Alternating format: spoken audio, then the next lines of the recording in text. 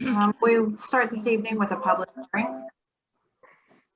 Hey, good evening, everybody. I'm Bob Garvin, Township Solicitor. There's a public hearing regarding an ordinance amending the Township zoning ordinance to permit a medical marijuana dispensary in the B1 zoning district and to authorize a growing processing facility as a conditional use in the I1 industrial zoning district. For purposes of this record, we will make part of the record the legal advertisement of this public hearing. In addition, in accordance with the requirements of the municipality's planning code, the ordinance has been reviewed by the County of Allegheny, and a review letter dated October 15th, 2020 will also be made part of the record. The review letter indicates that the proposed ordinance is in accordance with many of the other medical model ordinances that we review it throughout Allegheny County.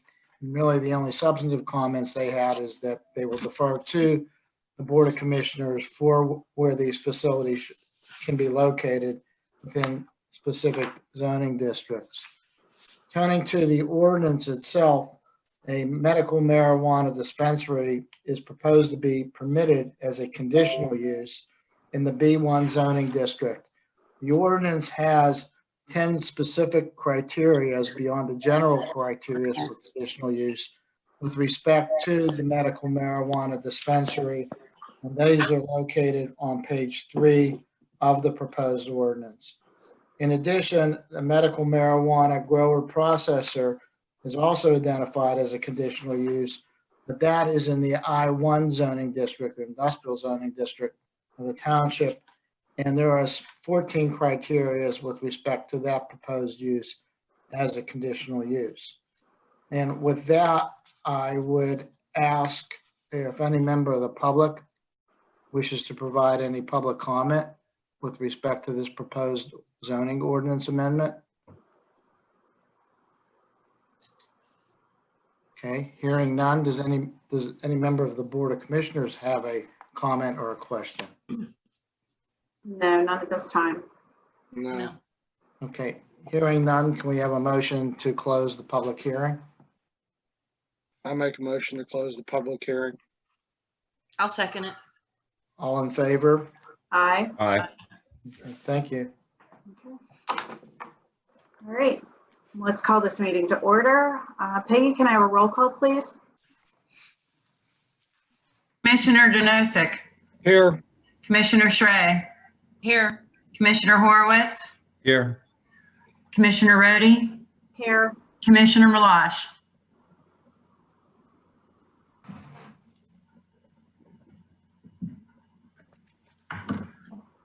We could please stand for the Pledge of Allegiance. I pledge allegiance to the flag of the United States of America, and to to the the republic republic for which it stands, one nation, one nation, under under God, God, Indivisible. liberty and justice for all.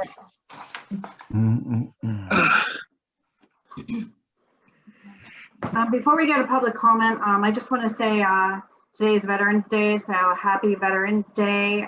Thank you to all that have served and are currently serving our country. Let's move to public comment. Do we have any public comment at this time? People say, "Oh, what do you do?" I'll say, "I hit that." No.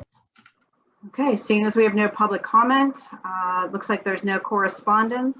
So let's move to consent calendar items. Item A, do I have a motion to approve the minutes?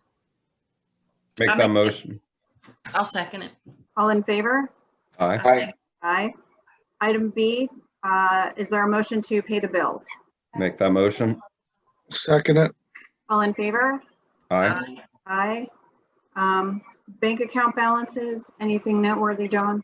Bank account balances are there for reference and transparency's sake. They'll stay online after the meeting, so no action needed. Okay. Let's move to item D, financial reports. Financial reports are here. We do have balance sheet information, which is, a positive step for us. That's some data that we were been wanting to get to the commissioners and to the public. So included for your reports tonight are balance sheets for both the capital reserve. That's what we have up here. You see that these reflect our capital bank accounts. The Star City account has been labeled that way. That reflects the proceeds from the sale of the property. And you'll see that, it's a healthy balance sheet for the capital fund. We have the same for the general fund that, you can scroll through at your leisure. We've included a revenue and expenditure report and taking a look at the month of October. One of the things that stand out are we continue to see some tax dollars come in, and we had given some thought previously to how the changing of the due dates might impact that, and it looks like we'll continue to see some of those revenues trickle in for the remainder of the year.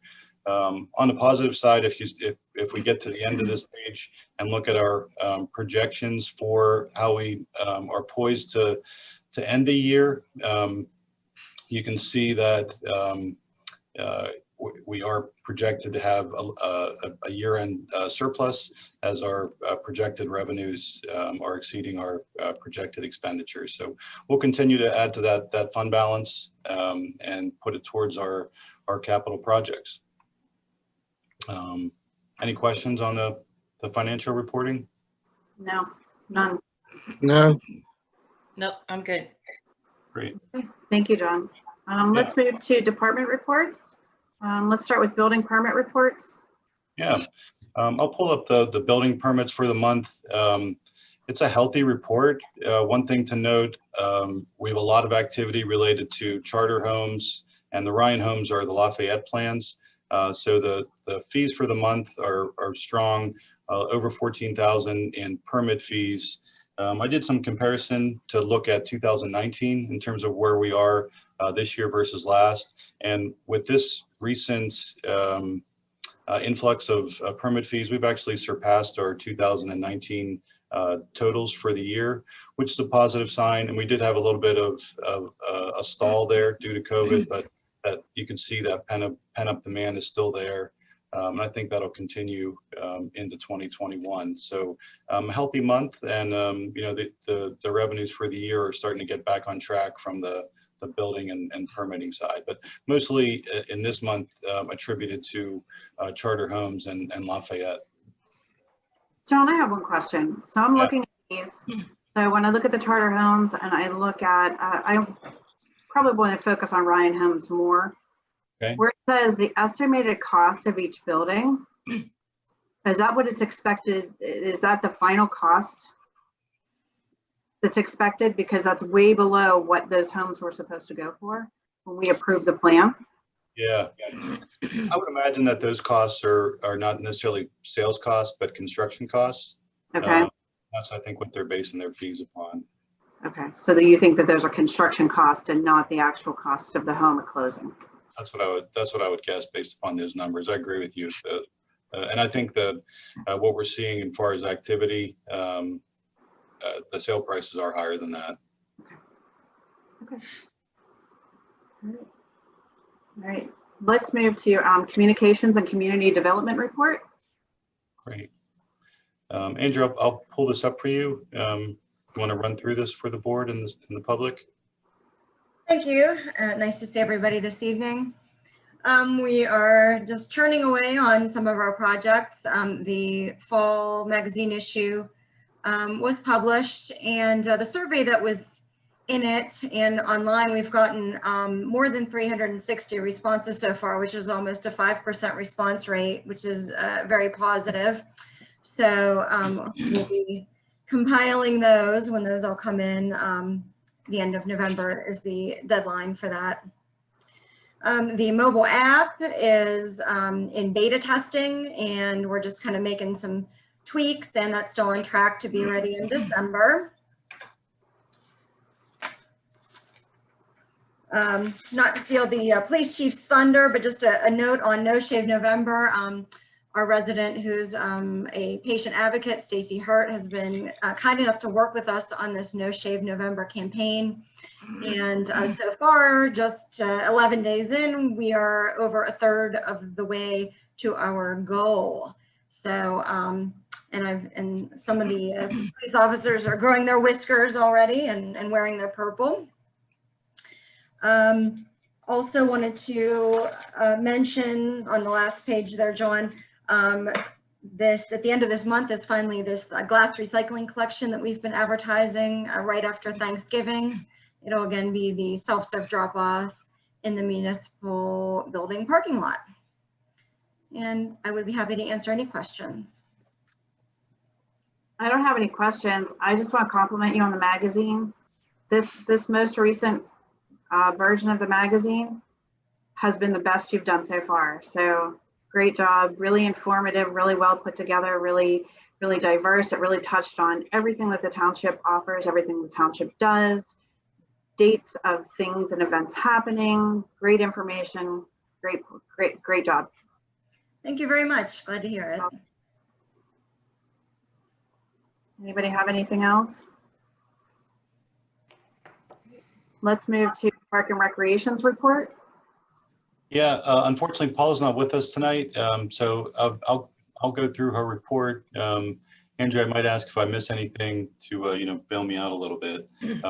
Some of the highlights that I see from her report, giving you guys a quick update on the playground project that we received DCNR funding for. It is moving forward. We have seen Public Works assist with the demo of the playgrounds. We've poured rubberized surface to expand the play surface in Fairview. We have ordered the play equipment.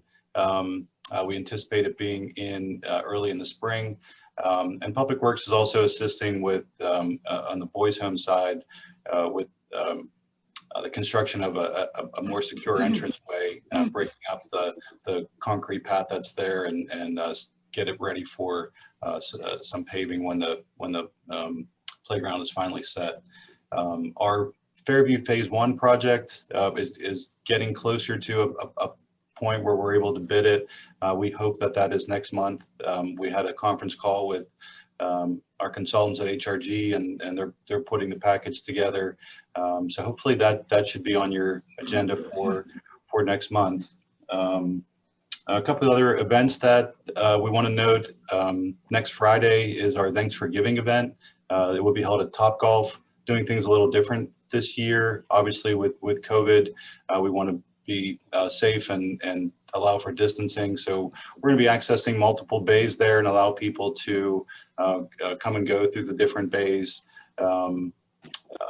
We did send an invitation out to the board, but just a reminder, if you could let us know if you're able to attend, we'll certainly make the accommodations to welcome you when you.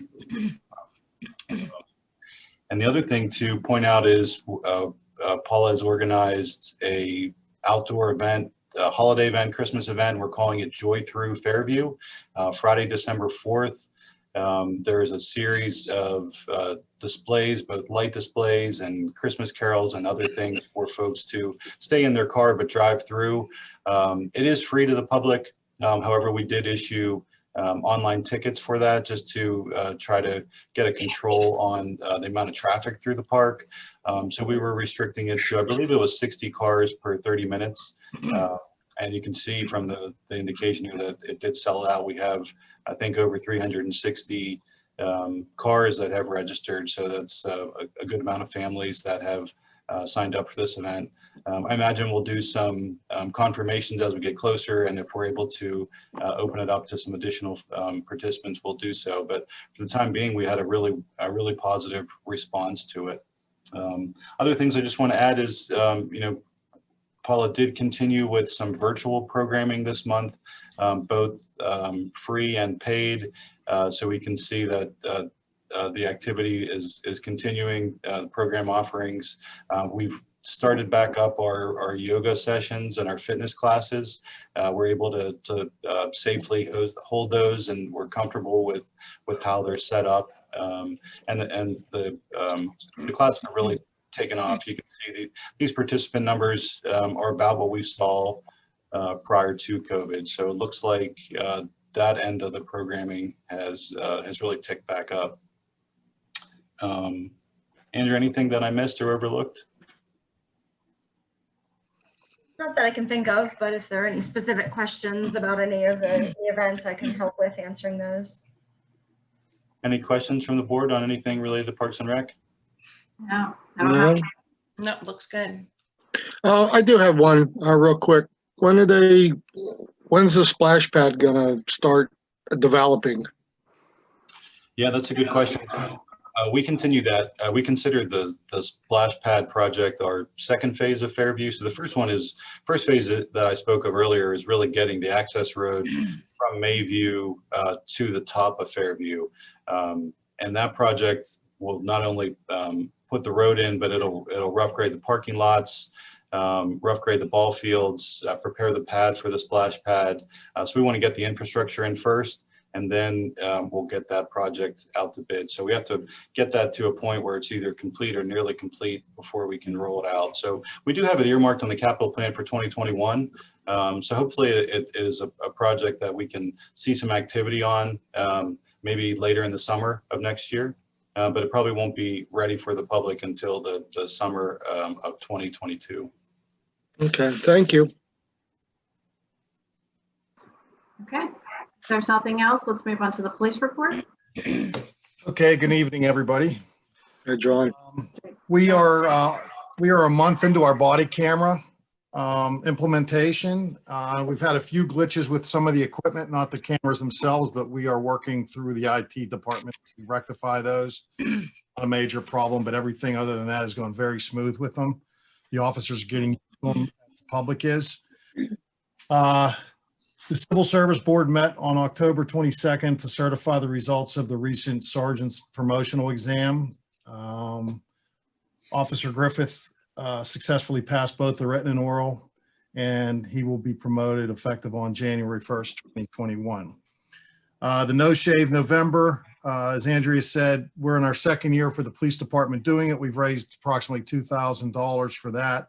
So we will take donations through, and into December. So that's going well. And also our officers, we had 10 officers out on patrols throughout the neighborhoods on Halloween. There were no incidents at all. And our officers handed out approximately 2,000 glow necklaces to kids, and numerous pictures were taken, and it went very smoothly and very well. That's all I have tonight. Thank you. Thanks, John. All right, let's move to Public Works report. I'm going to give this report also. Butch had some family matters that he had to tend to tonight, so we gave him the night off. But checking in with him prior to the meeting, the month of October, their activities listed here, Public Works was able to complete some storm sewer projects. Seminary Avenue, we corrected some issues with runoff stemming from our Preservation Park. It was a long time coming, and the results were really positive. They also helped out with some of the park projects that I mentioned with the demo of play equipment and of the entrance road into Boys Home. They spent a fair amount of time assisting the paving program. You can see here in Forest Ridge, and again in some of our other neighborhoods, working ahead of the pavers, doing inlet repairs and adjustments, which really helped our paving program get to completion, which is where we are. We're ready to close that project out. We're punch listing it. And they still have some sign installations in Newberry. We finished the paving there, so we'll install stop signs there in the coming weeks. And we're starting to prep for winter maintenance. They're going through their zones, making sure that brush and limbs are cut back from roadways, that the equipment's working properly. We had our first order of salt come to or getting ready to come to the township. So they're starting to transition into that mode. And our plan is, in the milder weather, if it is to continue, we're going to work on those storm and inlet and soft spot repairs for a 2021 road program, so that when we're ready to bid that contractor, whoever it is, can roll right into it and not need to wait for any of those adjustments to take place. Any questions on Public Works? I don't have any. No, nothing from me. I'm good. Thank you. Great. Thank you for all of that. Moving on, there's no old unfinished business, so let's move to new business. Item A, discuss and consider an ordinance amending the township zoning ordinance to permit a medical marijuana dispensary in the B1 zoning district and to authorize a growing processing facility as a conditional use in the I1 industrial zoning district.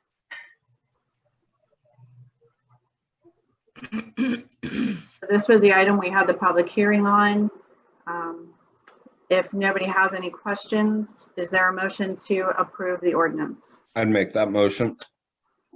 Second that motion. All in favor? Aye. Aye. Item B, discuss and consider releasing the escrow balance of $6,000 for St. George Syrian American Orthodox Church. I'm sorry, Commissioner Brody. I did some rearranging of the agenda. We can go by the order that you see there. On the screen here, I thought we'd put the board configuration of That's okay. BJ's up front, just because I know we have some consultants in the room and thought we'd put it on the front end. That's fine. Then let's back up and we'll start over. Item B, discuss and consider SP-09-2020 and S-07-2020 land development subdivision application for BJ's Wholesale Club in Newberry Market Zone PED. How do we want to kick this off? Since there's consultants here, I mean, is there anybody here from BJ's that wants to give a presentation? Hi, it's Bill Price, Clark Hill on behalf of TF South Fayette. We have a handful of presentations to present to the Board of Commissioners that the way we had sequenced it was I was going to give a general project update to position where we are, and then there will be a site plan explanation to give you the meets and bounds of the project, and then there's a full group from BJ's that will give a complete presentation as to who and what they are and how the project will be sequenced and timed, if that's okay. That's fine. Okay. John, can you give me the ability to share my screen? I can do that. Yeah. Let me find you here. Thank you.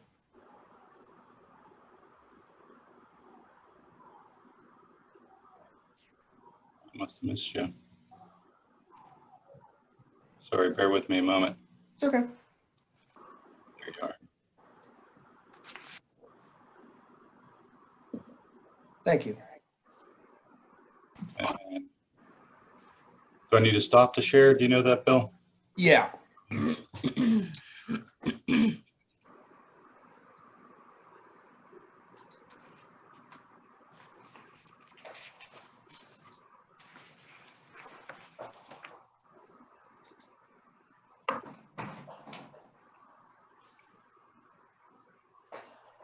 Okay.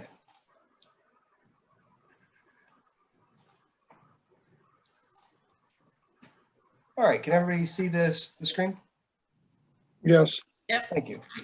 All right, I will run this through and give a pretty basic background here. So first I'll go over who the team is that's presenting tonight, summary of where we are, and then we'll get into the presentations that we discussed earlier. Again, my name is Bill Price. I'm an attorney at Clark Hill. I represent an organization by the name of TF South Fayette LLC. The commissioners are probably familiar with the group named Thistle Financial Group, which was the primary lender for the bulk of the Newberry commercial development and the residential development. Since that time, there's been an assignment of the rights of Thistle Financial to a newly formed entity called TF South Fayette LLC. It's the same group, the same parties. It's just they created a specific entity now that they are soon to be the owner of substantial real estate in the project and the counterparty to a ground lease. So the other parties that are available tonight are Jones Lang LaSalle, Jared Imperatori is on the line. Tyson Miller from KU Resources is our civil engineer. A project manager by contract is Eric Newhouse.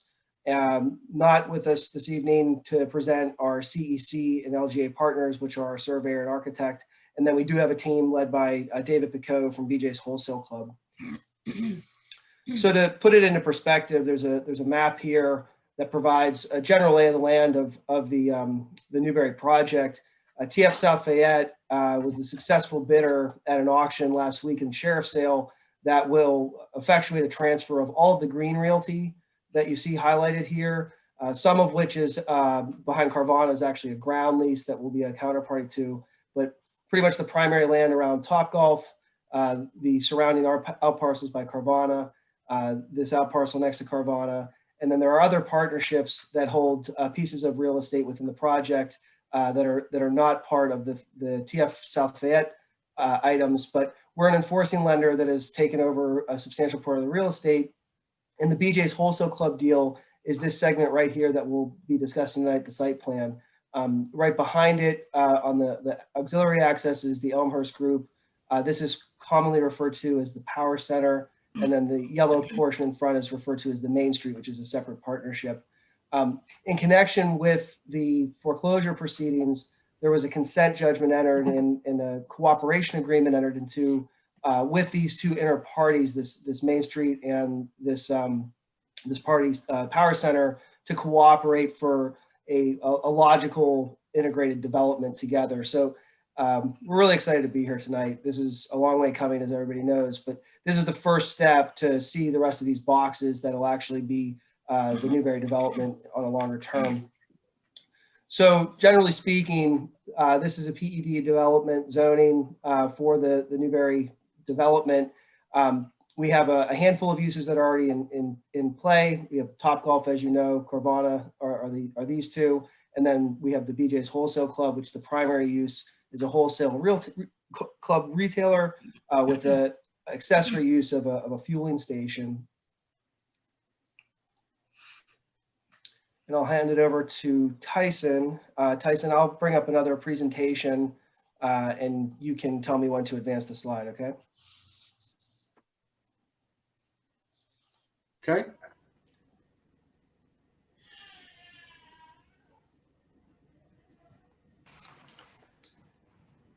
All right, thanks, Bill. So this is a site plan from circa 2015, which showed the giant eagle that was previously planned for the same location that the proposed BJ's is going to occupy.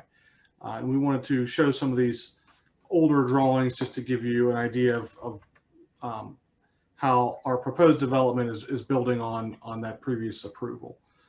Because some of the elements that were approved back then are still in effect. Some of them need to be updated as a result of ordinance changes and things of that nature. And we're working through the consulting engineer to address those items.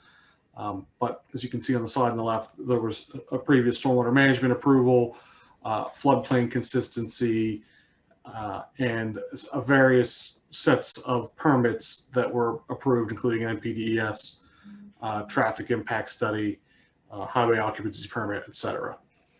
So go ahead and build to the next slide.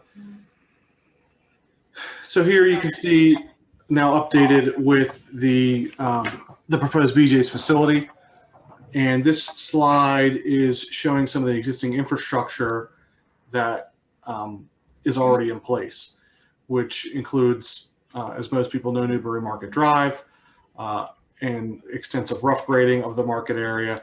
But all the utilities you see here in the various colors, water, storm, electric, sanitary, and gas are essentially already in place to service this building as well as the other out parcels. Geotechnical investigations have been conducted, environmental investigations have been conducted, and a variety of environmental remedial activities have been done as part of the Act 2 plan. And then as we mentioned, an NPDES permit is in effect for the entire property, for some of the property has been terminated in proportions that have already been completed. And next slide. So again, this is showing the Giant Eagle, which was just a little bit over 90,000 square feet, but it did have a potential expansion, whereas the BJ's is just under 100,000 square feet. So the overall total contemplated footprint is fairly similar. The lot lines have been adjusted a little bit based on the the current layout. And one of the things we want to highlight here is previously it was intended that the sort of main vehicular access would be along that gray hatched area, which would be along the front face of the store. So go ahead, next slide, please. But with the proposed BJ's, from a safety perspective, it was determined that we would relocate that traffic further away onto essentially a ring road. As I said, that will help with pedestrian safety at the front of the store. It will also help get people to some of those other out parcels. So you can see on the site here, we have a loading dock at the rear of the building, some parking at the rear of the building. The fueling facility is at the front of the building. There is a tire center, which is that parking area there. There is a propane filling station in the front, which you can see. It's just opposite the, yep, right there. There you go. And then obviously the parking that's required for a building of this size. So we're just about over the minimum required parking for this size building. There were some minor site plan changes made during the course of the project, both as a response to the consulting engineer's comments as well as to operational concerns, and some of that included changing the egress and ingress for the gas station. So to try to minimize conflicts, even though you have to be a member of BJ's to utilize the fueling facility, which you'll hear a little bit more about. We reconfigured that to try to minimize traffic impacts. And we also added some basically curbside pickup spots along Newbury Market Drive. There is already on-street parking for a number of the other uses along the main streets in Newbury. So we added some spaces there, which would be used for that purpose. Next slide, please. So I think, Eric, are you going to talk about this, or yeah? Eric Newhouse. Good evening, everyone. So this drawing is showing the existing parcels that are per the recorded subdivision plan that relates back to the Giant Eagle site plan that Tyson was showing. So the area you can see that's highlighted green, again, it was the parcel boundary that was contemplated for Giant Eagle. And then to either side, there's some additional out parcels. So this area, all the shaded area comprises about 16.5 acres. In support of BJ's moving forward, the lot lines within that 16.5 acres are being adjusted to conform to the configuration of the BJ's plan. So if you could advance one slide, you'll then see that a slight adjustment being made so that now the parcel boundaries align with the reconfigured roads that Tyson had already described. So the area in green then becomes the BJ's parcel. The area to the left of the BJ's currently is 2 parcels. Those are being consolidated into 1 parcel, as it's anticipated that that's the most logical or likely configuration based upon future development there. And then the area to the front of BJ's is just being, again, reconfigured to align with the updated road configuration, and that will remain as an out parcel for future development.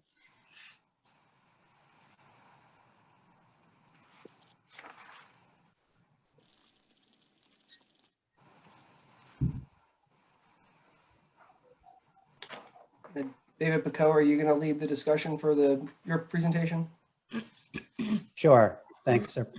Good evening, ladies and gentlemen. My name is Dave Pico. I am Senior Vice President of BJ's Wholesale Club.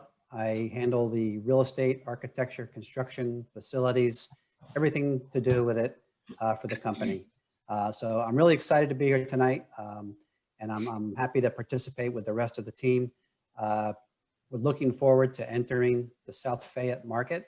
Our plan is to build the store next year and open in the fall. For those of you who may not be as familiar with BJ's, I'm going to walk you through a brief presentation. If you could just turn to the next slide, please. One more. This is our second quarter company overview. So BJ's is a Fortune 500 company. We're traded on the New York Stock Exchange. Last year, we had sales of over $13 billion.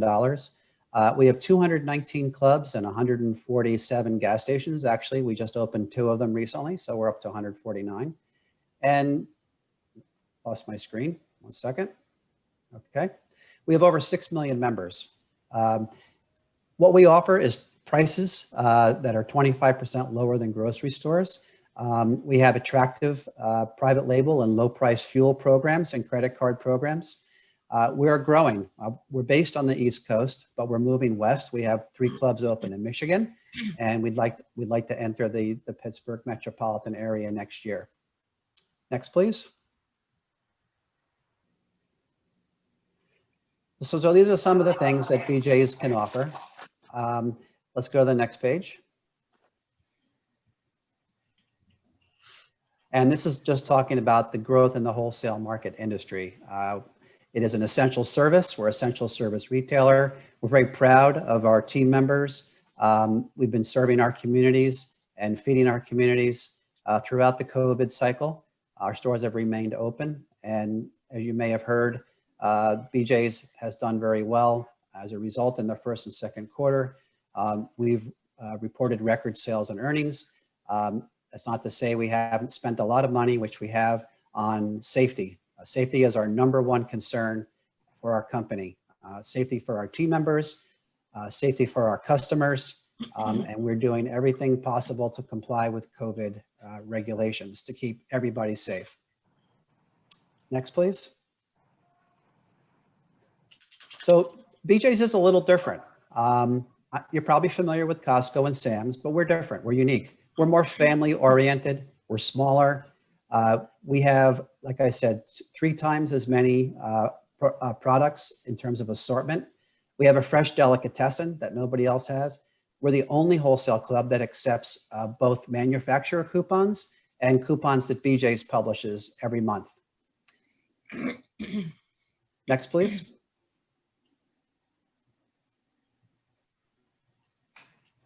And let's keep going to the next page. I'll try to move along quickly. These are the various membership offers that we have. It's your choice whether you enter at the Inner Circle rate or at the BJ Perks Elite rate. The higher the membership rate you choose, the more benefits you get. You can get cash back. You can get discounts on gas. It's a very good program. Our members love it. And these things usually pay for themselves within 3 to 6 months, depending on your levels of purchase. Next, please. So we're a non-union company. As I said, we have a limited number of SKUs. We have about 3 times as many as Costco or Sam's. We do use pallets. It is a warehouse looking, but you'll see inside, and I have some pictures of it. Our stores are much easier to shop. They're more convenient. They're intended to help families get in and out because we know they're busy, and we try to offer them services that will allow them to do so, including buy online, pick up in club. We'll ship it to your house, or the good old-fashioned way, you can check out at our self-checkouts or cashier oriented front end. Next, please. So these are our pillars. We want to acquire new members, which is why we're growing. The company is expanding. We're trying to open 10 new clubs a year. We want to deliver value to our members. We want to improve convenience and make it easy to shop. BJ's has a mobile app. You can clip your coupons right on your phone. You can shop with your phone. It's really a great program. And obviously extending our reach is the real estate area that I represent. Next, please. So, we're committed to delivering outstanding products at an unbeatable value to our members. We're committed to sustainability. We're committed to respond to COVID-19 in a responsible way. We have many different programs for our team members and our community. We've donated over 100 million pounds of food to food banks, and we will participate in this community with our food donation program as well. We have solar on a large number of roofs, so we're energy efficient and we're responsible client customers. And merchandising is one of our strongest suits. You'll see in a minute when you look at what we sell. Again, we're a little different than the other guys. And let me get to the pictures because that's really tells the whole story. So let's go to the next one. This is a prototype storefront. This is one of our most recent stores that we've opened. Next, please. And this is our material schedule. So it's a mix of EPIS and split face block. And we also have our gas station in the lower right-hand corner. You can see it's illuminated with a canopy. It's gasoline only. We don't sell anything else at the pump, just gasoline. Next, please. So this is our pickup and club. So if you order online, we'll have it ready for you. We just rolled out fresh grocery pickup. So every club that we operate, you can order fresh perishable products and we'll have them ready for you when you walk in the door. You can also text us if you want to stay in your car and we'll bring it out to you. We're the first warehouse club of its ilk to do anything like this. Next, please. We have an optical department. We have an optometrist on staff. As you can see, the lifestyle graphics and the wood flooring makes it a much friendly and convenient environment. Next, please. This is our bakery. Next, please. And we have the deli that I mentioned. We also have a butcher on staff, so you can have your meats fresh cut. You can have your meals prepared by the butcher. You can order special meals from the butcher for holidays and things like that. Next, please. This is our produce area. This is probably one of the biggest points of differentiation that BJ's has. We have smaller pack sizes, so you can still buy in quantity, still save money, but you don't have to buy a case of lettuce. You don't have to walk into a large, gigantic refrigerator to do it either. Everything is hand stacked. It's very colorful. It's very fresh. It's first quality produce, and we have a wide range of assortment. We do have beer and wine in some locations in Pennsylvania. It's only allowed in conjunction with a restaurant. So we'll have a small little snack bar on the front of the store where we'll have some beer and wine for sale at the front of the store. Next, please. Next, please. And just what I'd like to point out here is we do use the high bay racking, but you'll notice on the end cap, we have navigation. So it makes it easy for the customer to find what they want. Every aisle is labeled front and back. So we hope people can get in and get out, find what they need, and be on their way. That's my presentation. If anyone has any questions, I'd be happy to answer them. I also have a 3D animation if the commission would like to see that first before we get into questions. Sure. Thank you.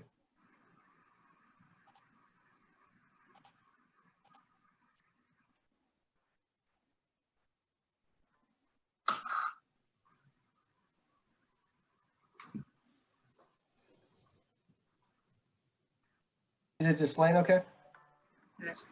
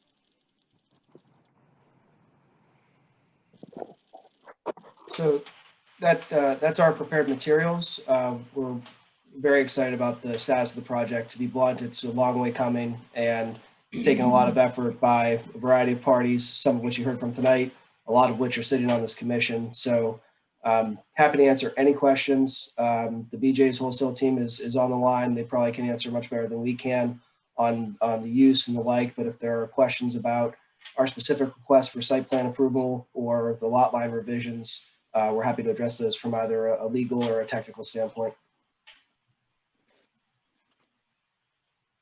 I don't have any questions. Well, no, I do. I have one specific question. Would you consider this the second biggest anchor in Newberry? From our perspective, yes. Job well done. Very excited about this coming. I know it's been a long time coming. Thank you to BJ's for choosing South Fayette as their first Pennsylvania store.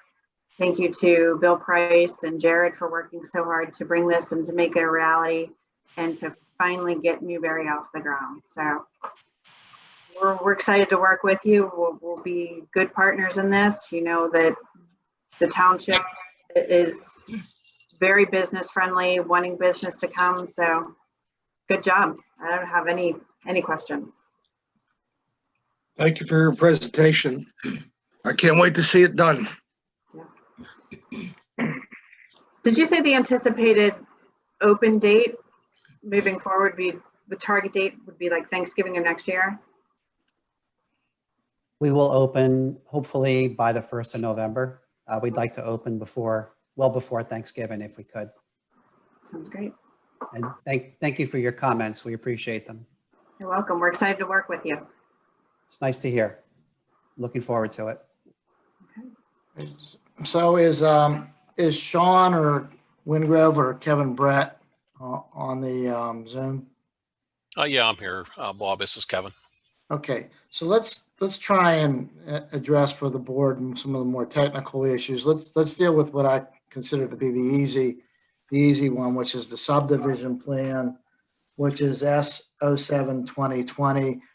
As I evaluated your most recent review letter today, everything in terms of the subdivision plan appears to be compliant with the township's ordinance. Is that accurate, Kevin? Yes, that's correct. Okay. So turning now to the site plan, as I understand it, there were some revised plans submitted to Lennon Smith Solar Array. I think it was last Monday. We've had a chance to review the revised plans, and there's still some open comments or questions that you still have with respect to the site plan. And can you review those opener issues at this time? Yeah, there's some general items just for clarification.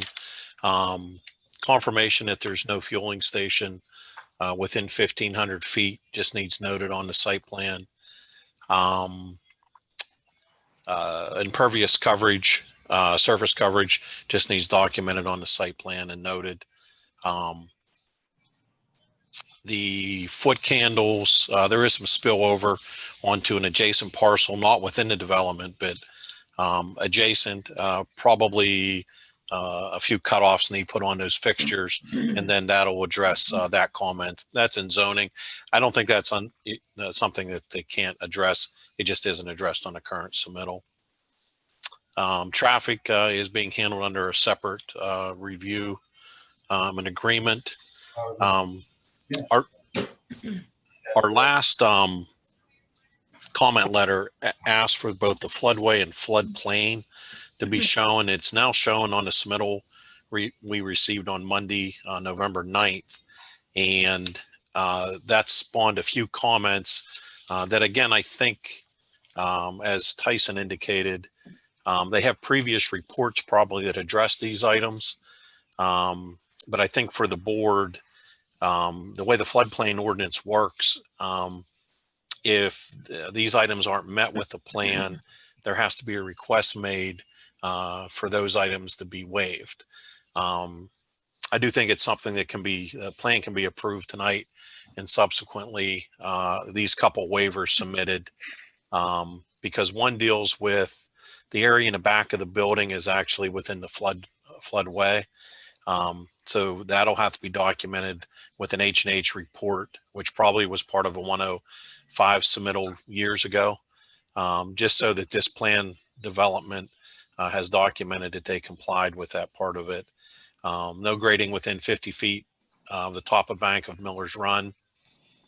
In the floodplain itself, the plan that was submitted, the whole front parking lot, including the fuel station, is within the floodplain. So the floodplain ordinance indicates that in order to have dangerous materials within the floodplain, which includes petroleum products, so the fuel tanks is actually within the floodplain, that also would have to be a documentation that it meets the floodplain ordinance, and then the board could actually waive that item as well once they receive those things. The floodplain ordinance is a standalone ordinance that requires a number of items to be submitted. And I think the previous plan did not show a fuel station in it. So this is a new item that wasn't on the original plan within the floodplain. Again, I don't think it's insurmountable looking at the items it's required. It has to have watertight tanks. Obviously they would be. It's just one of those checkbox things that the submittal should include. The other things were some permit updates and things, which I'm sure they will be able to submit. The last item, which we talked about with Planning Commission and was part of the approval, the stormwater management for the entire site relies on the original approval, and everything that was presented at the last meeting, they submitted some backup on different reports from the original report.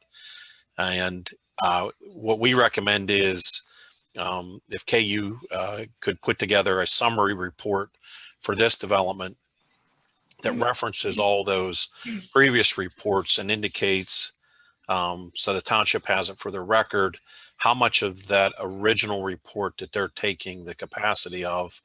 And then the next development that comes in, it'll take a little more of that capacity, and the next development would do the same thing. And then over and over again, since this is a multi-phase development, because there's potential if each one changes a little bit from the original, that the last person may have to do a little bit of stormwater management, just strictly because everybody changes something a little bit, changes some impervious a little bit, etc.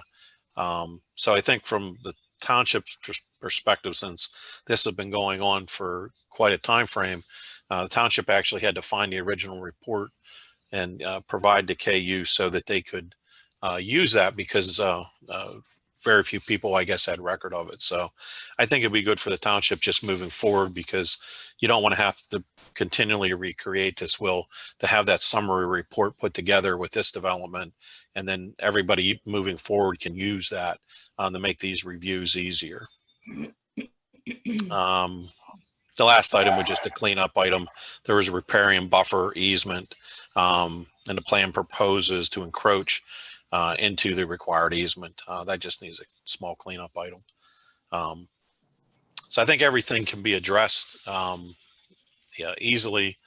And Bob, I don't know what your thoughts are, but I won't have an issue recommending a contingent approval that those items get addressed in the future. Let me ask Tyson, I'm not sure you had a chance to fully digest the review letter that was issued today, but is anything that's contained in that review letter, or what Kevin just reviewed with everybody, cause you any consternation or heartburn that you don't think couldn't be met or is problematic? Well, I think there are a couple that do potentially require, as Kevin mentioned, a waiver or modification, however you want to term it, or depending on what ordinance section it might be in. So, from a procedural perspective, we need some direction as to whether or not we can add that to tonight's proceedings, or whether we need to follow up with that information afterwards. But specifically, one comment was relative to development within the top of bank of the stream. As Kevin indicated, we do have a previous report that demonstrated compliance from the DEP perspective for those encroachments. However, it's still disturbance. And similarly with the riparian buffer, even though the site's been rough graded and the previous approval did have, that encroachment into that riparian area,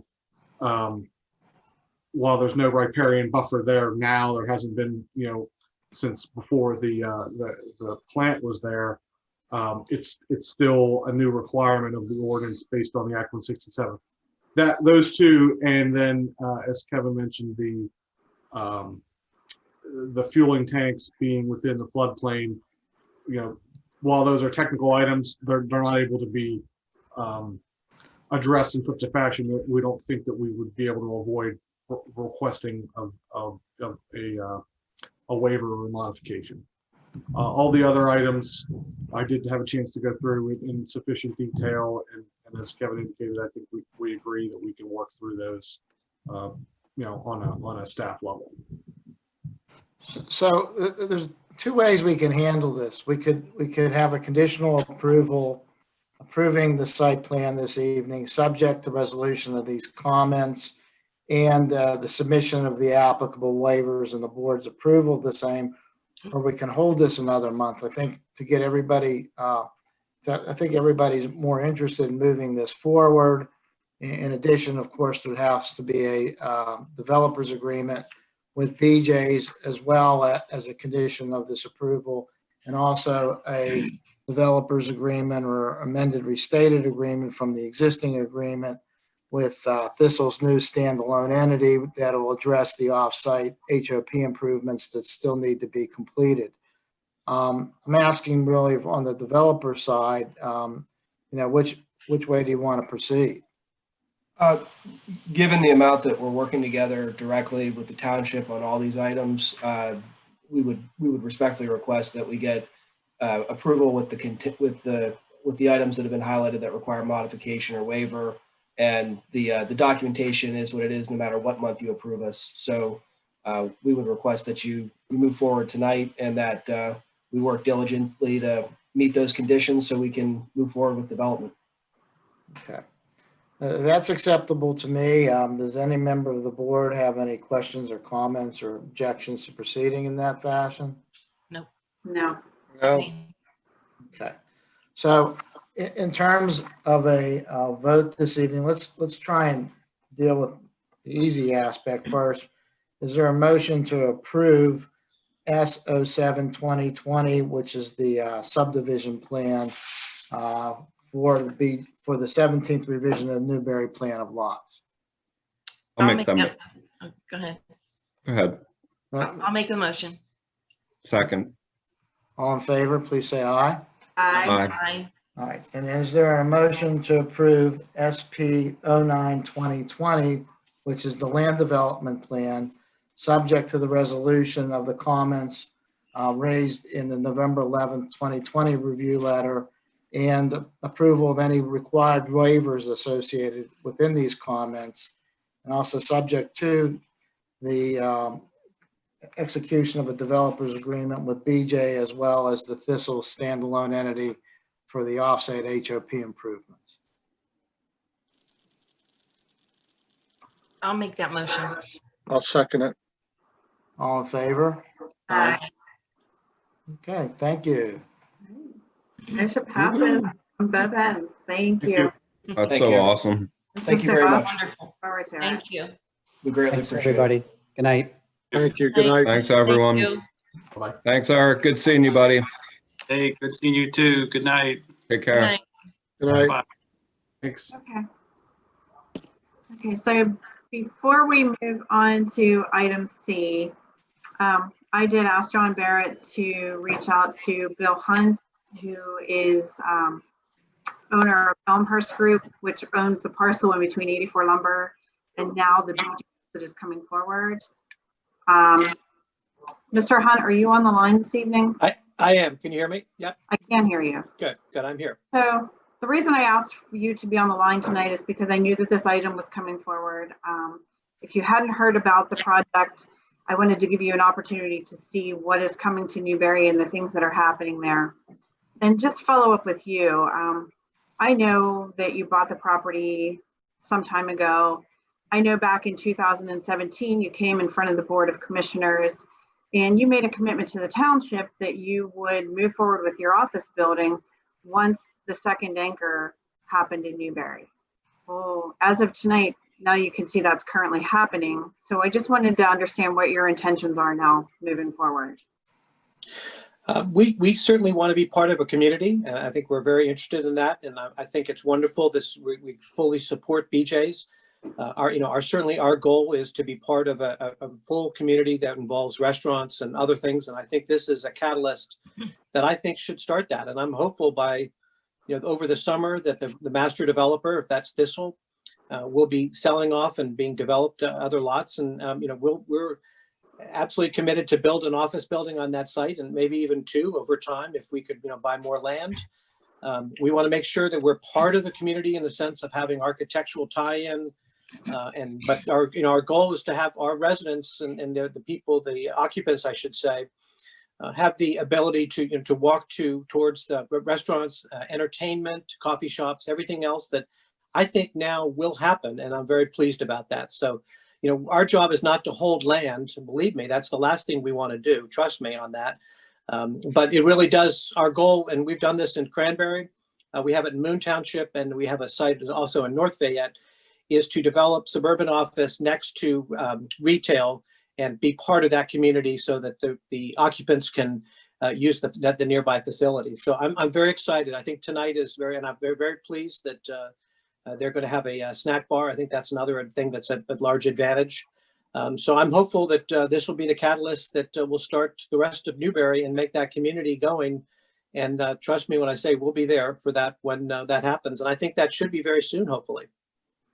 Well, I agree with you that this will be the catalyst that moves Newberry, but that still doesn't answer my question on your intentions with the business, with the office building. I mean, you bought the property in 2006. We're now at 2020, 14 years later. I understand that it took some time to get Newberry off the ground and moving. Topgolf has been there now for 2 years. Now we have Carvana, and we have 84 Lumber. Now we're going to have BJ's, and you heard BJ's say that their targeted opening date is November of next year. So 12 calendar months from now.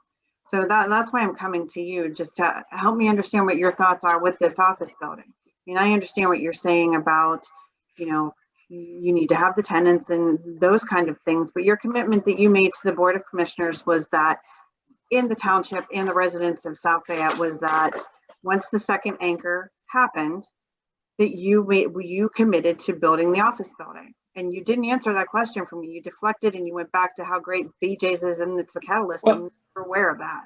I will look up that. I mean, if that's the issue is really, it's not a second anchor, it's a community. And we're trying to get that community. In defense of Elmhurst, I haven't, stopped the development. We are trying to get this development to happen. And we've been waiting on the sideline, hoping very quickly that this whole project will happen and we'll have a community that we can be part of.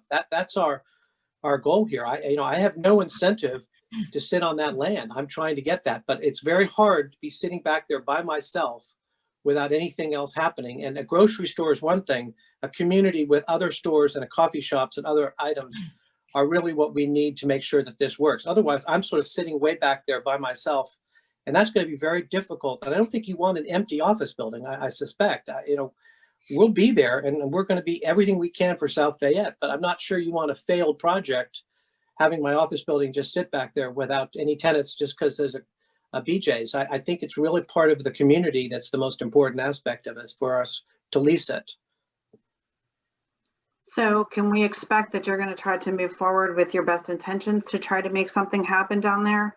I mean, I'm very disappointed at how it looks. I drive down there, it's overgrown. It's a mess. We're trying to really build up the township. We're trying to make South Fayette a destination, a place where people want to be, a community asset for everybody that lives here. And so we started our beautification initiatives. Thistle's done a great job. They've gone down there, they've cleaned everything up.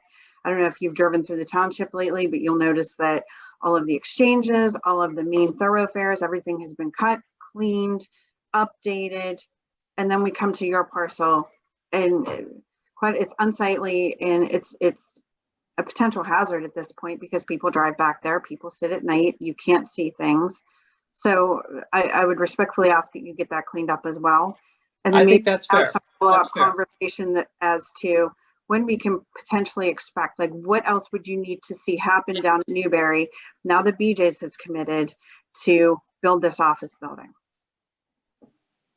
Okay, well, first, the answer, I think it's a fair comment. If the rest of the site has been, you know, grass is cut and the like and everything else there, and we have not, we will do that. And that you have certainly my commitment on that. That's the last thing I want. Because again, I want this to be a community. I want everyone to be successful. So I don't want to bring anything down out there. I have full commitment to Newberry. So I think that's number one. So that we'll get that done, and I'll work on that, you know, first thing in the morning to make sure we have a process oriented. And then I think we should sit down, and we can walk through sort of when I look at the video.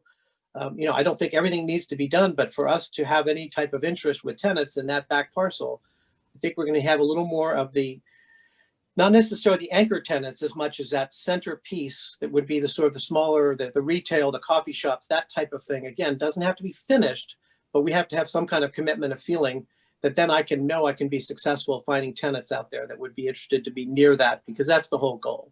Okay.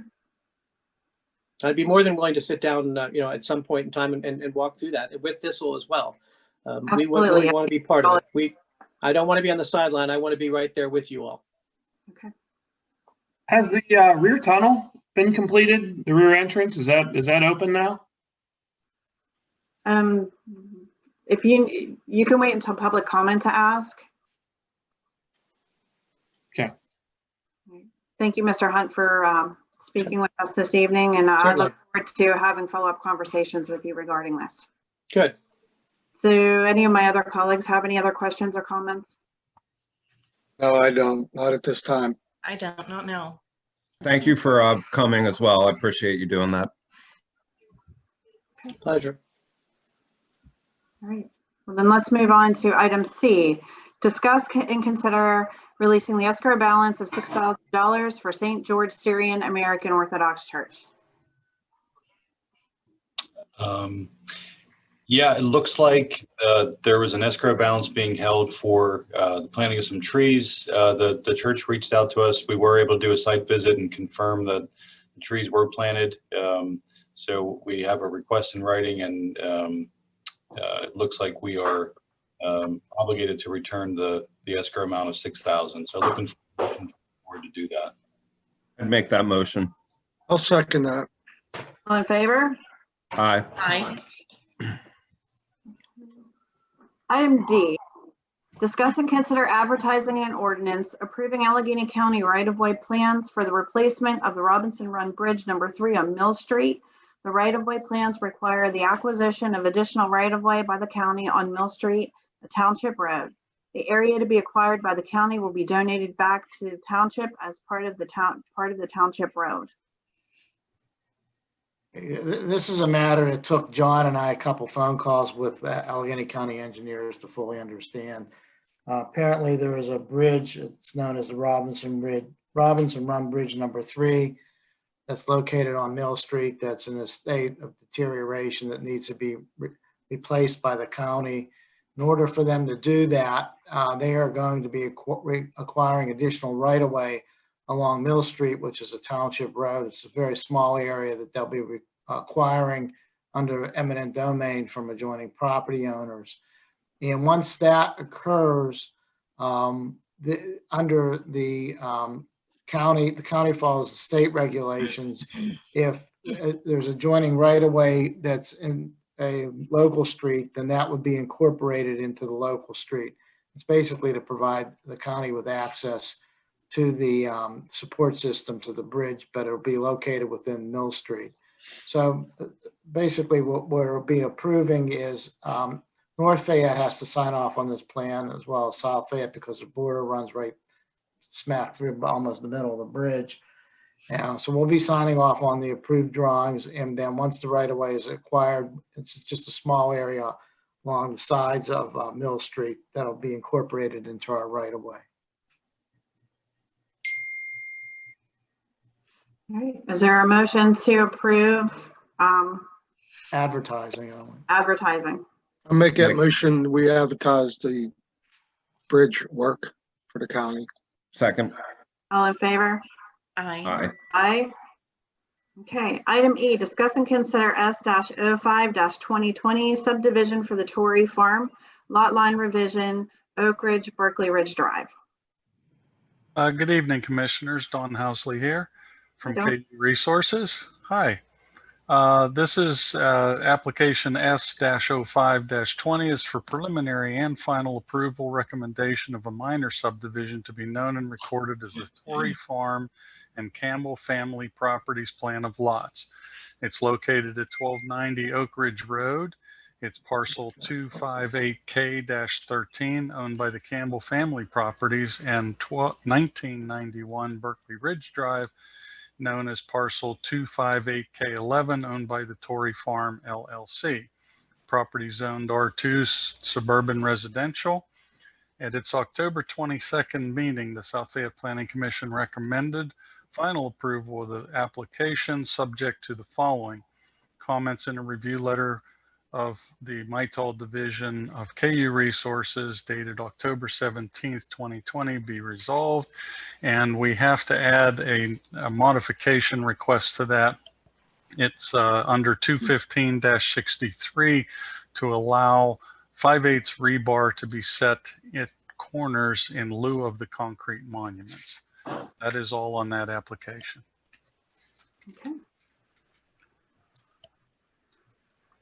Is there a motion to approve, subject to the comments in the review letter being resolved? I'll make that motion. Second. All in favor? Aye. Aye. Okay. Item F, discuss and consider S-06-2020 subdivision application for current plan of lots 2117 Old Oakdale Road, zoned R2. Commissioners, this is a preliminary and final approval recommendation of a minor subdivision to be known and recorded as the Kerr Plan of Lots located at 2117 Old Oakdale Road, known under the county assessment as 325F-3, owned by William Kerr. The property is currently zoned R2 Suburban Residential District. At its October 22nd meeting, the South Fayette Planning Commission recommended the plan for final approval, subject to the following: comments in the following review letter to be addressed to the satisfaction of the township engineer. Mytol Division of KU Resources, Inc. review letter dated October 18th, 2020. Presentations as made at the Planning Commission meeting, including the MATSF requested that a note be added to the plan indicating that the existing sanitary sewer is located on the opposite side of the road from the property, placing the public on notice that they're going to have to acquire a curb cut permit and a road opening permit to cross Old Oakdale Road. They agreed to that condition. The following modification or waiver was recommended for approval, provided they place a note on the drawing, which is the same as the previous application, and that a modification or waiver to Saldo section 21563, allowing iron pins to be placed at all angle points of curve and points in the boundary in lieu of concrete monuments. Okay. Is there a motion to approve subdivision application number S-06-2020 current plan of lots 2117 Old Oakdale Road? Make that motion. I'll second. All in favor? Aye. Motion passes. Item G, discuss and consider resolution 16-2020 Kerr sewage planning module. Quite simply put, Commissioners, this is the sewage planning process for the application you just approved. It's a revision to your Act 537 plan, which modifies your current sewage districts. Once you approve this, we'll package it up and forward it on to the DEP for approval. I do recommend the approval of this product. Okay. Is there a motion to approve resolution 16-2020 Kerr sewage planning module? I'll make that motion. I'll second. All in favor? Aye. Aye. Okay. Motion passes. Item H, discuss and consider a motion to advertise for competitive bidding for the 2020 stormwater improvement project. This is a project that helps with our MS4 program, part of our pollutant reduction program. So advertising for bids, this would largely be to remove sediment from detention ponds. So this is an advertisement to collect bids. Okay. Make that motion. Second it. All in favor? Aye. Aye. Okay, let's move to manager's report. Great. Well, one of the things that I wanted to do this evening was give everyone an update on where we are with our 2021 budget. So I'm not going to go into a terrible amount of detail, but I wanted to just bring everyone up to speed on where things currently are. We spent some time at our first workshop talking about our 5-year capital, and then at our last budget workshop, we got into a little bit of detail on the general fund. We've done some refinement with those items, and want to bring some things to everyone's attention tonight, go over the calendar, and then tee us up for what our road to adoption looks like. First, just a general reminder, those first slides just reminding us that we're talking about the general fund budget, which is our operating budget, supports our core services like police services, public works operation, roads, winter maintenance, also solid waste collection and recycling. Even though that's outsourced, that is a service that's funded through the general fund. And then all of our parks and rec activities, as well as communications. Largely supported by tax dollars, largest contributors, the real estate tax, earned income tax, real estate transfer, local services, et cetera. 2021 proposed revenues in the general fund are about $13,495,000. You can see the lion's share of them, 53%, are the real estate tax. In 2021, we're anticipating that revenue level reaches just over $7 million. Next largest are our Act 511, which includes our earned income as well as our real estate transfer taxes and some other taxes. That's about 32%. And then let me see if I can pull this over here. I also pointed out 2 other taxes, our transfer tax and our building permit taxes. Not so much because they're large, you can see the numbers are smaller, but those 2 items, the transfer tax and our building permit fees, do seem to be ones that are growing, and we are anticipating some growth in those revenue sources in 2021. Overall, the prepared budget in its current shape shows a 3% revenue growth from compared to last year. And I know when we spoke last, I had indicated that we were looking to set these real estate taxes and earned income tax at our 2020 year-end numbers, trying to be really conservative with them. Since that time, we've gotten some updated information. Our data now is through the end of October. I mentioned earlier in the meeting that we're continuing to see the real estate tax come in, and the earned income tax is coming in as well. So we did move those adjustments up a little higher, just thinking that we wanted to be realistic with what those likely revenues received would be. A couple things to note. In terms of how our fiscal position changed since last time we met. We did make adjustments to the year-end estimates, and despite COVID and everything else that has impacted revenues in the township, we are on target to end the year about 0.59 of 1% higher than our budget from a revenue standpoint. So that is a little bit of good news. We were holding our breath for a little while earlier in the summer, and just hoping that we didn't see a sharper decline. And it looks like we're able to confidently say we're going to end the year just about on budget and slightly higher. So when we've moved into 2020, or 2021 rather, I was comfortable with adjusting the real estate tax up slightly to coincide with those year-end estimates. And the earned income taxes, we are setting equal to what we're projecting to end the year at. So those are moderately growth. On the real estate side, when I look at our trends, we have typically grown between 4% and 6% each year. So we did ratchet that down to try to be conservative, not knowing what the future held with our, the economy and with COVID. But so we included a revenue projection about 2.3% higher than our 2020 estimate. I mentioned the transfer tax and the building permit fees. Those are two things that we anticipate are going to continue to grow and to be larger sources of revenue for the township. In 2020, on the transfer taxes, we did have a couple months, I think as many as 2, if not more, where there simply were no real estate closings going on in the Commonwealth. So we saw a reduction in those fees coming in. However, the pent-up demand and when those closings were able to open back up, we did really see an influx of those revenues. And with our developments, both at Charter and at Lafayette and some others, we anticipate that continuing into 2021.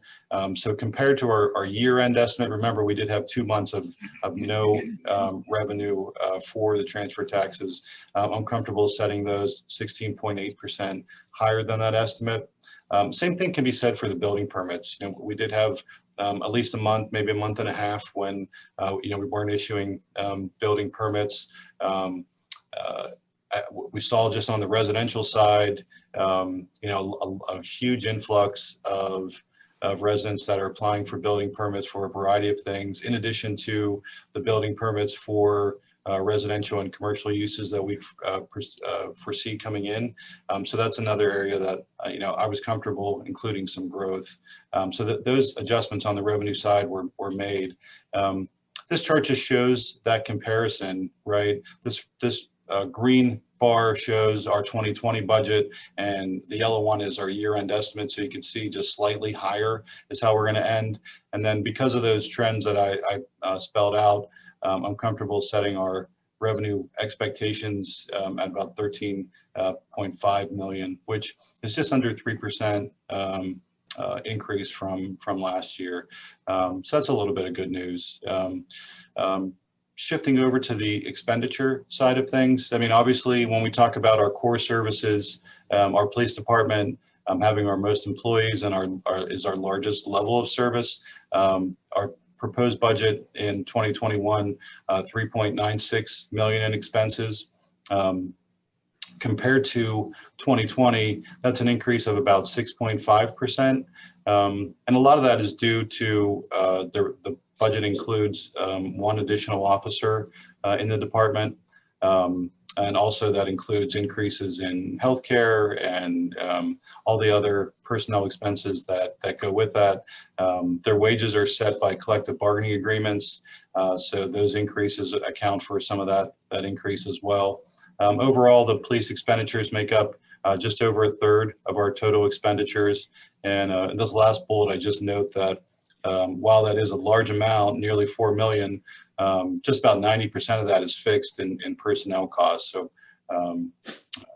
those are just things to consider on the expenditure side. Second largest is our Public Works Department. We do show an increase in 2021 that's about 5.8% higher than last year. This is another situation where Public Works, are requesting an additional laborer in that department, and that along with additional costs for insurances and whatnot is what it's making that expenditure level go up. And as you can see from the next slide, Public Works makes up just under 20% of our total expenses, with police being the third. I thought this graphic was good just to give you an idea of where tax dollars are being spent. We mentioned the 2 big ones with police and Public Works. Solid waste would come in next, and then our executive administration contributions to fire and whatnot. But that's how it lays out on the pie chart. Go over a few of the highlights of this 2021 budget. Again, we started our budget process by talking about the capital improvements program. And we did that for a reason, largely because we know we have an aggressive plan and a desire and a need to invest heavily in our capital infrastructure. So while the capital reserve is healthy, to support all the things we want to do, we need sustainable, reliable revenues going into the program. So we are showing 1.5 million of general fund support going to capital projects in 2021. We have a sustained commitment to our township road program and our stormwater infrastructure. Our 2021 road program budget right now is set at 1.5 million. We're identifying another 250,000 to implement our PRP plan, which is a requirement of our MS4 permit. And then the other thing that the budget highlights, I mentioned police officer and public works, additional labor, additional manpower being requested. In addition to that, there are requests for part-time assistance in our recreation department, as well as filling of empty positions, our director of, or filling of department head positions, I should say, proposing in the budget expenses are director of planning as well as an assistant manager.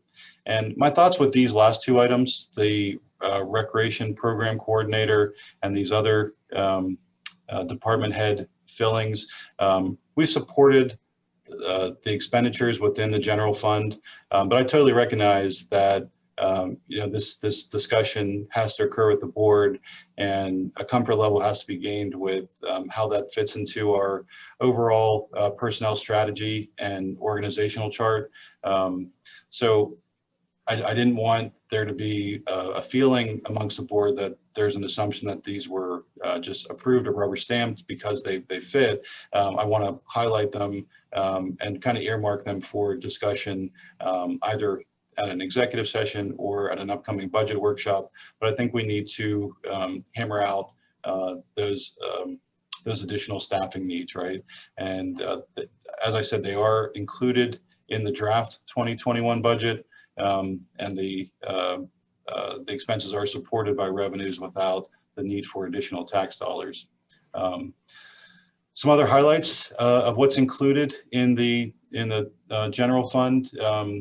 We have expenditures identified for a comprehensive plan update. It's an important program, a strategic document that was last updated, I believe, in 2013, I want to say, or maybe it was 15. In any case, I think that given the amount of growth and change that we've seen in the township, the timing's right. So we currently have that project out to bid, and the budget supports that expense. Kind of consistent with that, or a sidebar to that, is revising our subdivision and land development ordinance. When we held our strategic planning session, this was a project that was identified as a priority. So we are accounting for those funds in our 21 budget.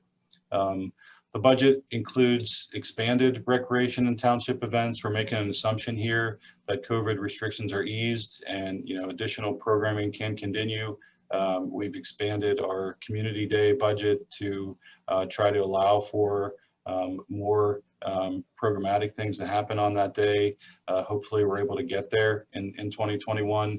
And with that will be additional fundraising activities, but we are hoping to expand those service areas as we move forward. Lastly, I wanted to note that we did include in this budget a line item under the Board of Commissioners groupings that is titled Community Relations. This is typically something that we keep a very small budget amount. I think there's typically $1,500 that's there. Talking with the board, it sounds like there's probably a need to include a larger allocations that allows you guys to, take on a project of scale, whether it be something to, honor veterans, or maybe it's a contribution to a charity or what have you. But at least you have some resources there where you can, gain consensus and pull a project together in 21. There are some open items that are remaining. I should mention first that, I'm saying that we don't require additional revenue. The draft budget that we're showing you does carry a surplus right now. So we do have some wiggle room in terms of how we could come to balance. But some items that are open or yet to be determined include, as I highlighted here, our voluntary contributions to fire. I think we should, make sure that we think through those each and every year. We do have an additional request from the South Fayette Library for additional funding. I know that they have seen a decrease in their funding from RAD funds this year, so they are requesting additional. We have a request from Southbridge EMS for funding. That's a service area where we have not historically provided support, and the request is on the table. Other things that are undetermined are just the 2021 wages for our non-union employees, and also just those additional staffing requests that I referenced previously. So we did identify some upcoming times when we would get together to focus solely on the budget. We have a workshop that's been advertised for the Tuesday before Thanksgiving, November 24th. And we selected that date to allow us for another workshop if needed on December 2nd. And our goal is to adopt this at our regular meeting in December, which is the 9th. So a little under 30 days from today. So I think the good news is, this point of the process, we're not really looking to, we're not asking you to make any hard decisions in terms of increasing taxes or making cuts to service levels. Everything seems to be balanced with our existing revenue that we have coming in. Does anyone have any questions? I covered that relatively quickly. I want to make sure that if you do have questions, we give it the time that they need. I don't have any. Looks good. Thank you, John. Looks good, John. And so when we get together on the 24th, my thoughts are these items up here, at least these first three are on our agenda for consideration. And then prior to that, we'll make sure we get out to you again, just the revised spreadsheet so you can see all the line items. We'll share with you again the 5-year capital plan so you have that information in front of you, and just really hope to button everything up so we're in position to adopt it on the 9th. Okay. Sounds good. Great. That's really all I have on the, let me see, how do I get out of this? Oh, here we go.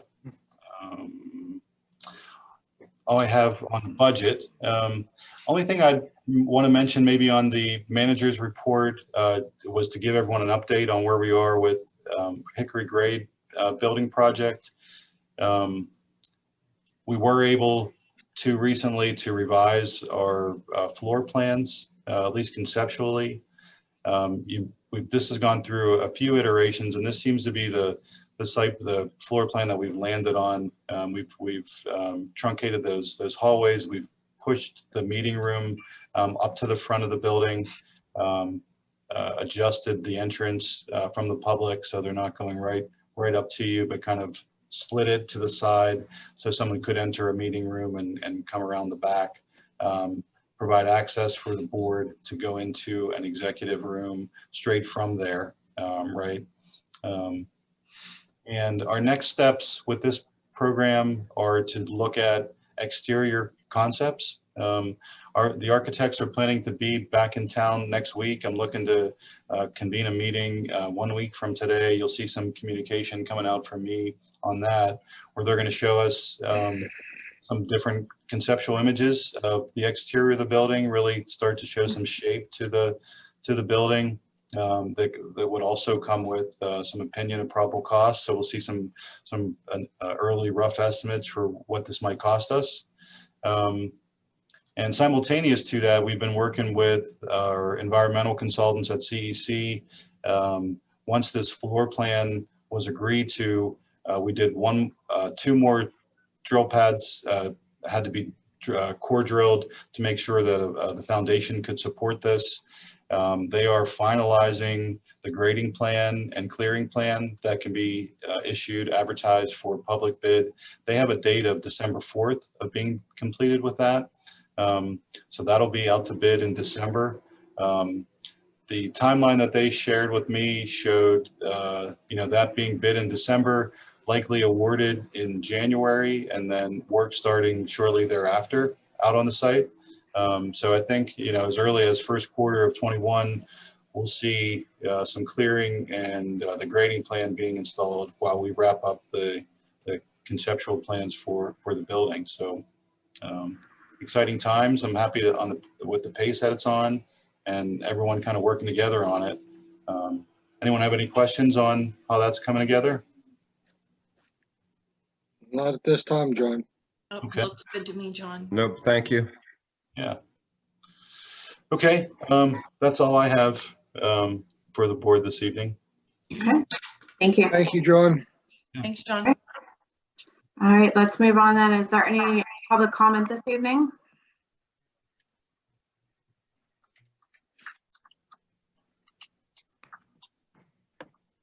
Okay, seeing there's no public comment, let's move to board discussion. I'd like to speak a little bit, Sure. if you don't mind.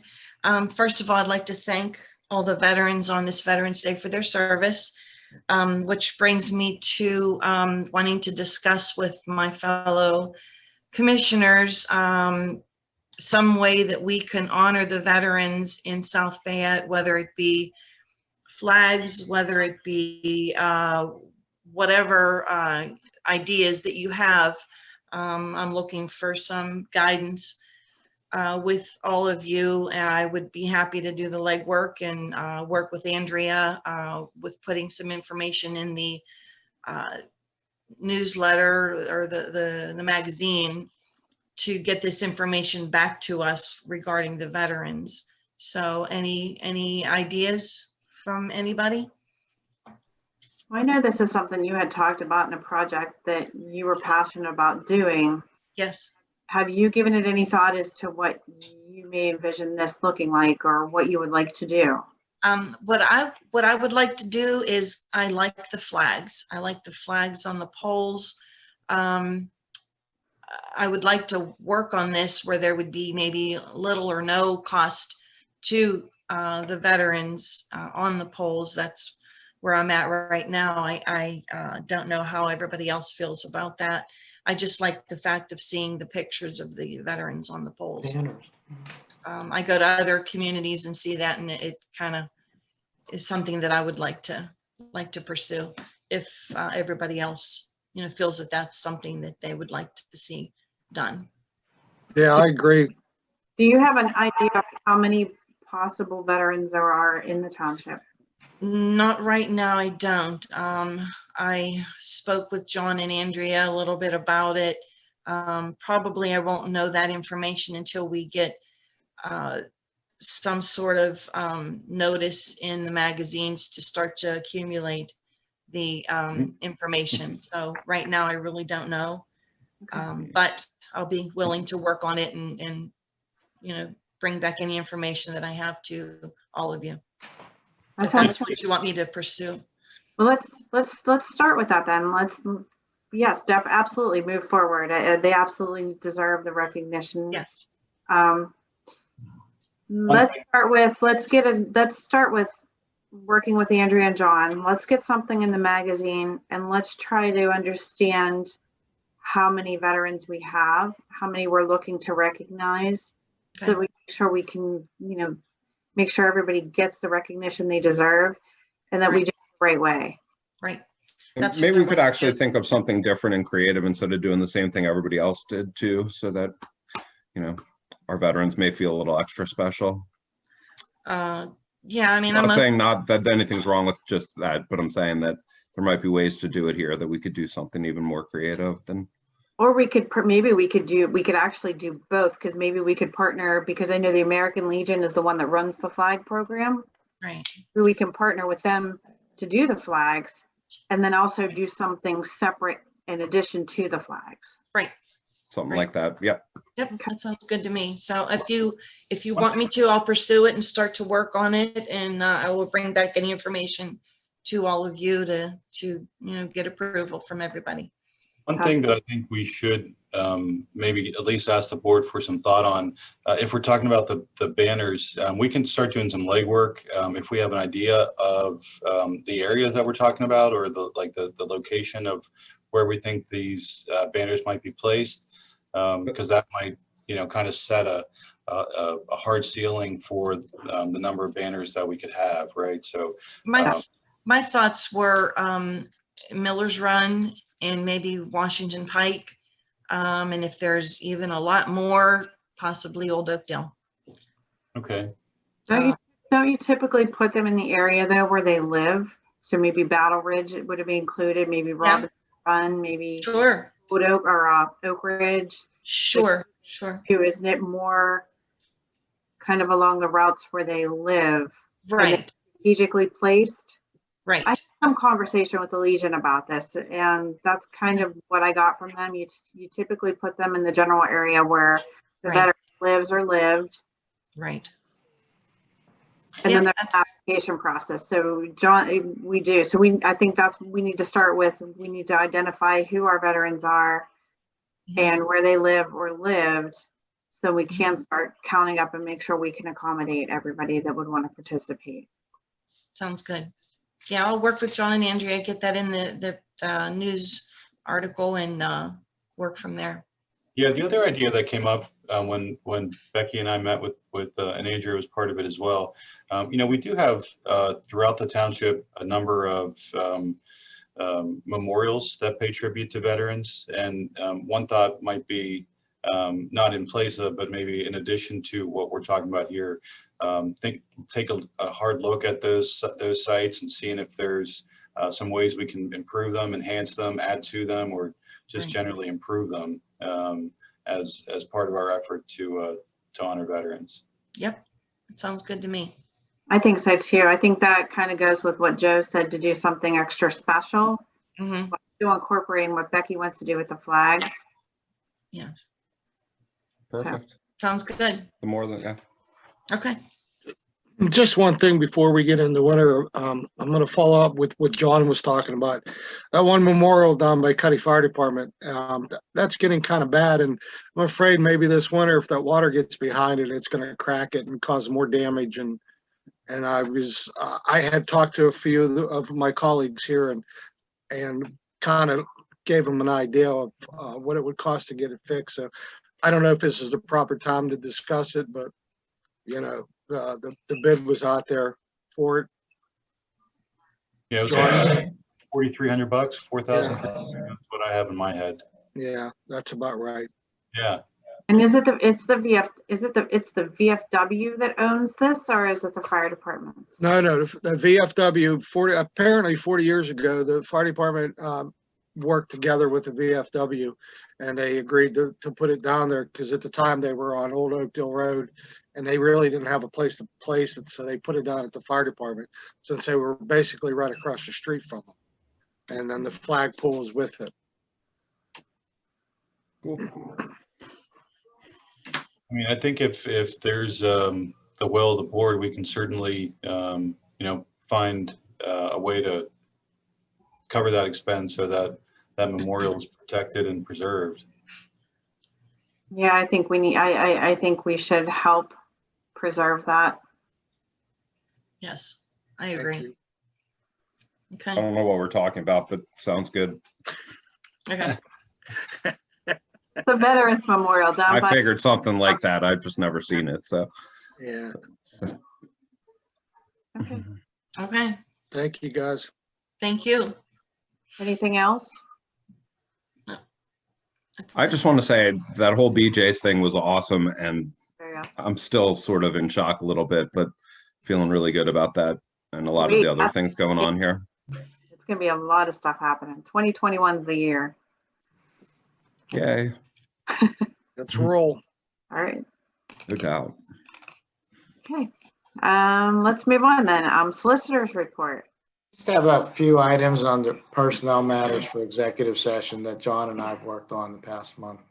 Okay. Okay. All right. If there's nothing else, I'll make a motion to adjourn executive session, not to adjourn. Yep. Okay, I'll second it. All in favor? Aye. Aye. Thank you, All right. everyone.